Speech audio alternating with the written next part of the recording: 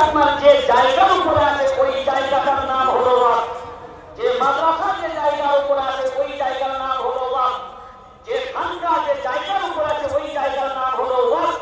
সরকার চক্রান্ত করে এই যে জায়গা নম্বর বলেছে, মানে জায়গা যদি টান দেয়, জায়গার উপরে মসজিদ, জায়গার উপরে মাদ্রাসা, জায়গার উপরে খানকা, জায়গার উপরে সবকিছু, তাহলে জায়গা টান দিলে মসজিদ থাকবে না যাবে?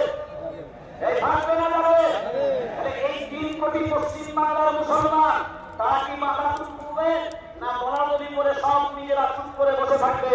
বরঞ্চ এক বাক্যে এই বাংলার মাটি না সারা ভারতবর্ষ পর্যন্ত মনে রাখতে হবে যে আমাদেরকে ক্ষতি করার ক্ষমতা সারা পৃথিবীর নারীদের নেই যতক্ষণ পর্যন্ত আমরা নিজেরা নিজেদের ভিতরে গাদ্দারি না করব।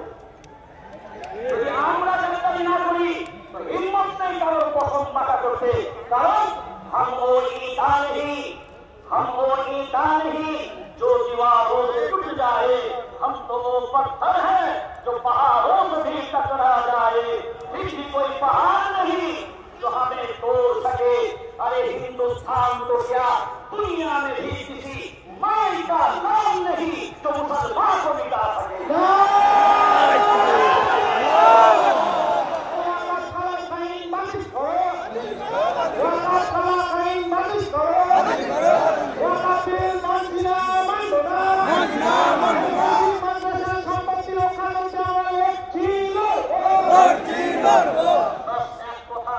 আমরা যদি ঐক্যবদ্ধভাবে থাকি ইনশাআল্লাহ সাফল্য আমাদের অনিবার্য।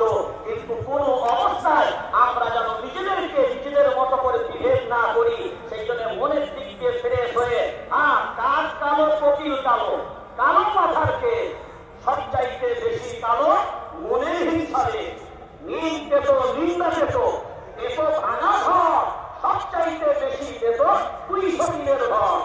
টাকা গোল পয়সা গোল, গোল আলু গোল, সবচাইতে বেশি গোল মনের গন্ডগোল। জমিয়তুল উলামা ওয়াল উলামা জিন্দাবাদ, ভারতবর্ষ জিন্দাবাদ, আমাদের সংহতি সম্প্রীতি জিন্দাবাদ। আসসালামু আলাইকুম ওয়া রাহমাতুল্লাহ।